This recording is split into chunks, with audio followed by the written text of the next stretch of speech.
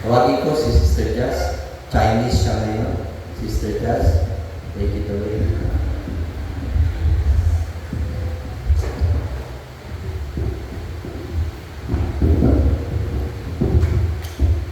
Pwede mong buksan sa bawasan mo. Siya na yung taga-offer. So, magandang umaga po sa inyong lahat. So, nakakatuwa na tingnan na mas maraming youth. Diba? So, tama nga yung sabi ni Atty.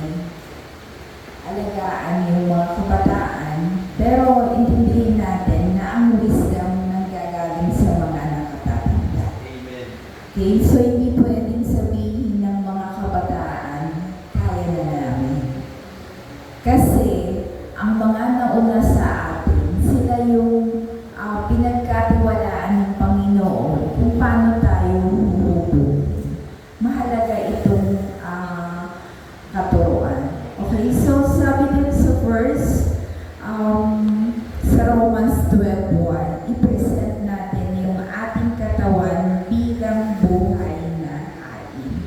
Okay, so sa Biblia, merong isang application o may isang story about sa ganitong katuruan. Maaari natin mai-apply yung story ng babaeng Samaritana.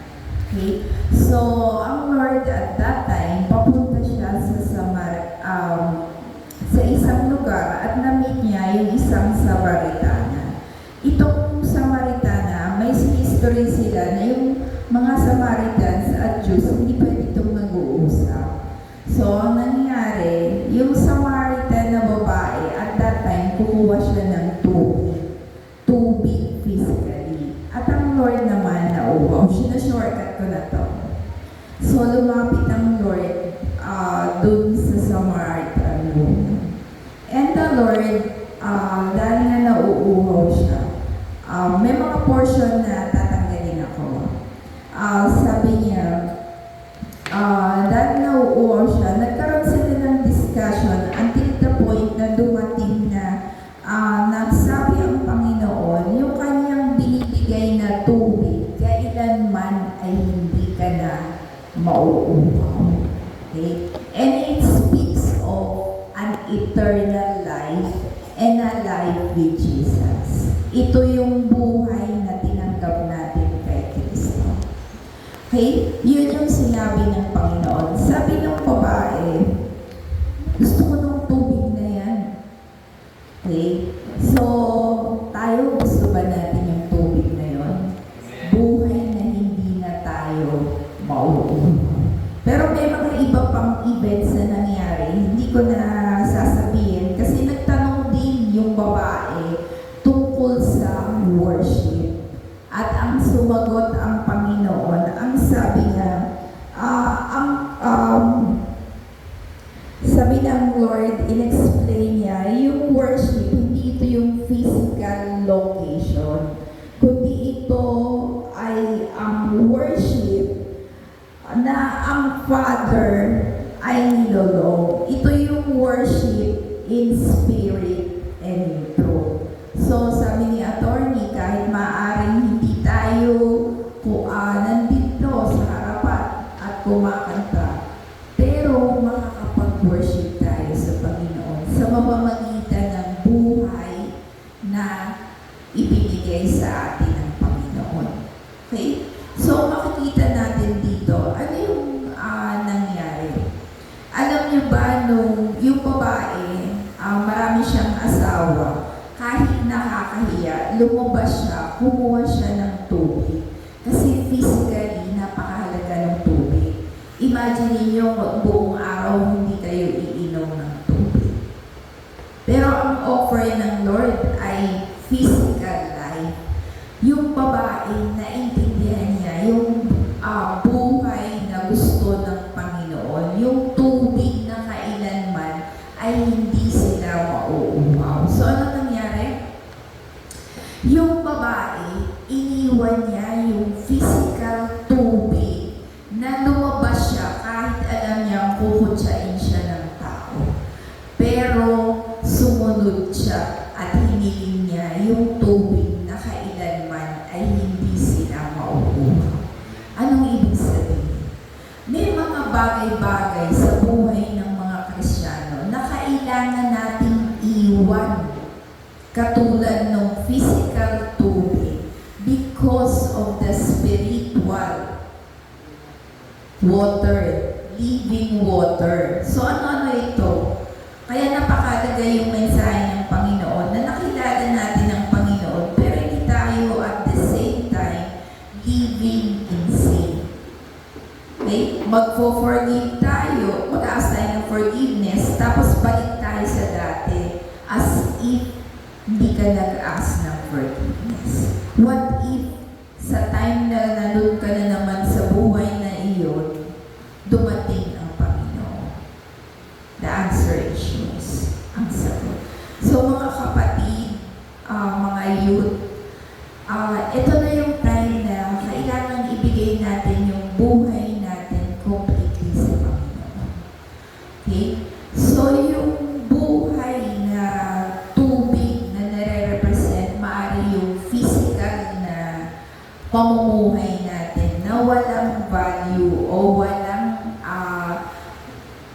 hindi makakapagbigay sa atin ng tunay na buhay.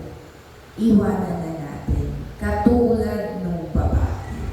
At in-embrace niya yung buhay na ibinigay ng Panginoon. Yung tubig na nagbibigay ng buhay na walang hanggan. And after that, ano nangyari? Yung babae na ito, umalis, lumabas sa village at nag-share ng gospel. Mga kapatid, maghirap mag-share kung wala sa atin at hindi buhay si Kristo. So, ang decision ay nasa atin. Mahirap na decision ito sa bawat isa. Imagine, tatalikuran nyo yung physical na buhay nyo upang tayo ay maging masagana spiritual. Okay? So, ito ang napakahirap na desisyon ng babae. Mga kabataan, mahirap ito. Mahirap na may times nandun tayo sa mundo, may times na nasa Lord. 24/7, dapat nasa Panginoon tayo. Hindi naman ibig sabihin, hindi na tayo magkakasala, pero we have to ask the grace of the Lord and never go back. Huwag tayong bumalik sa buhay kung sino tayo nang wala pa si Kristo. Mga kapatid, tayo po lahat ay tumayo. Mga kapatid, hindi ko kayo masyadong kilala. Ilan lang yung kilala ko. Hindi ko alam kung ano yung buhay niyo bago si Kristo. Pero ngayon na kilala nyo na si Kristo, ang sabi nga na, tayo na kay Kristo, tayo ay mga bagong nilalang. Bago. Ibig sabihin, yung buhay natin noon, hindi na ito ang buhay natin ngayon.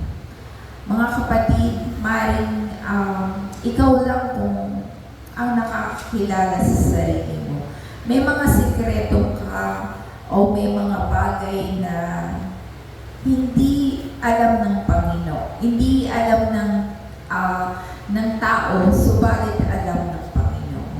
Ito na yung oras na upang ibigay natin sa ating Panginoon. At ibigay natin ang ating buhay bilang buhay na hain sa ating Panginoon. Mga kapatid, ang desisyon ay nasa atin.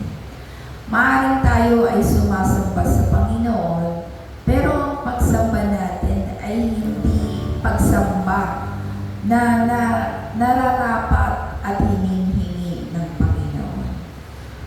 Habang ang lahat ay nakayuko, ang lahat ay nakasara ang mga mata. Search our hearts. Search our hearts. Ayusin na natin ang ating buhay. Ang kaligtasan ay ngayon. Ang pagbabago ay ngayon. Hindi ito bukas. At nasa ating harapan ng Panginoon.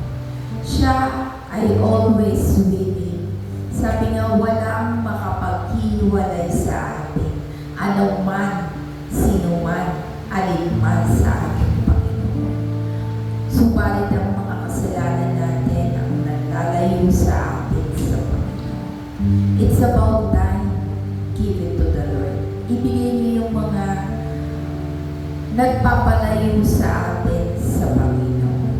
Ang Panginoon ay lagi lang nakahandang tanggapin tayo. Lord, nakikita mo po ang bawat isa sa amin. Kitang-kita mo kami, Lunes hanggang Linggo, Panginoon.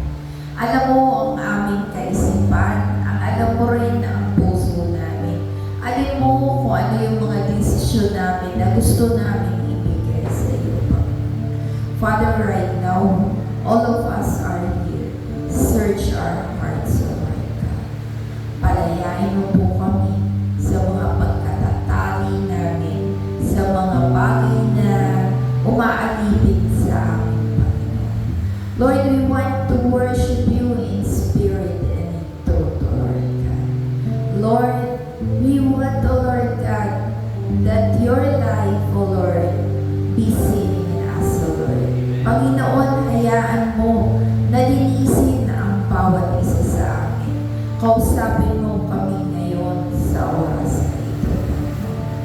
Lord, tulungan mo kami ibigay ang mga bagay, Panginoon, na tumatali sa amin upang lumakbay na kasama ka, Panginoon. Father, right now, O Lord, release us, free us, O Lord, in the name of Jesus. Enable us, O Lord, to be released, O Lord. Lord, hindi po kami pwedeng dalawang magkatao sa pamumuhay. It's either we are with you or not at all. Hindi kami pwedeng dalawang personality, Panginoon. Kami ay naka Kristo at kami ay nasa mundo. Tulungan mo kami ay nasa iyo lamang, Panginoon. Lord, bigyan mo kami ng lakas ng loob. Bigyan mo kami ng biyaya na nagmumula sa iyo, Panginoon. Lord, maraming salamat at alam ko na patuloy mong kakausapin ang mga kabataan, ang mga bata, Panginoon, mga katatayan at kalanayan, Panginoon. Dalaga man, binata man, Panginoon. Lord, sabi mo na kami ay lumapit sa iyo, hindi mo kami itatakwil, Panginoon. Kami ay lumalapit sa iyo, Panginoon. Tulungan mo kami sa araw-araw na aming buhay, Panginoon. Tulungan mo kami itakwil ang mga bagay na hindi kaaya-aya sa iyo upang ang bawat isa ay magamit mo ng ayon sa iyong kalooban. Nawa po ang banal na Espiritu ay maging buhay sa amin, Panginoon. Ang buhay na pinamumuhay namin sa mundong ito. Ito ay ang living sacrifice, Panginoon, na kami ay nabubuhay ng ayon sa iyong kalooban. Nawa po ang bunga ng banal na Espiritu ay mapasa amin, Panginoon. Hayaan mo po na ang bunga ng Espiritu ay maging evidence sa amin. Mahalin ka namin, mahalin namin ang aming mga kapwa, Panginoon. Matuto kaming magpatawad, Panginoon Jesus. Anumang bagay, Panginoon, kung saan ka masaya, doon kami, Panginoon. Lord, hayaan mo rin, Panginoon, na bagamat kami ay maraming pinagdadaanan, let there be long suffering for each one of us, O Lord. Maunawaan namin ito. Lord, maraming salamat at alam namin na hindi ka patapos sa bawat isa. At sa araw-araw, habang kami ay nagka-quiet time, i-reveal mo ang mga bagay na dapat namin isuko upang kami ay maging malaya, upang kami ay magkaroon ng full healing, O Lord. Hindi lang ng spiritual, hindi lang ng aming soul, kundi even our physical healing, O Lord. Lord, we just trust you, O Lord, that you are the great healer and you will heal us. Pagagaling mo kami sa lahat ng aspeto ng buhay namin kung kami ay susuko sa iyo, Panginoon Jesus. Maraming salamat, Panginoon. Nawa po ang bawat isa ay pagpalain mo, Panginoon, even financially, O Lord God. Bless them, O Lord. Kasama ito, Panginoon, sa iyong biyaya, Panginoon. Ikaw po nagbibigay ng kakayahan at katalinuhan kung paano kita ang bawat mga anak mo. We claim Deuteronomy 8:18 sa bawat mga tao na narito, Panginoon. Ang gawain, ang mga gawa, ikaw po ang magpala sa mga kamay nila at upang sila ay magkaroon ng trabaho, Panginoon, upang sila rin po ay makapag-offer sa iyo, Panginoon. At higit sa lahat, Panginoon, salamat sa sukdulang pagmamahal mo, Panginoon. Sa pagmamahal mo na hindi nagbabago kailanman, bagat kami ay paulit-ulit na nagdidisobey sa iyo. Lord, salamat na kung kami ay tunay na lalapit sa iyo, katulad ng prodigal son, Panginoon, ikaw pa ang tatakbong papalapit sa amin, Panginoon. Bibigyan mo kami ng sinsing na tanda ng aming karapatan bilang mga anak. Roba ng proteksyon mo at kami ang sandalyas, Panginoon. Kailanman ay hindi kami alipin, Panginoon. Kami ay makakalakad kung saan mo kami idarako, Panginoon. Salamat sa biyaya ng buhay na walang hanggan, Panginoon. Salamat sa biyaya ng aming soul na patuloy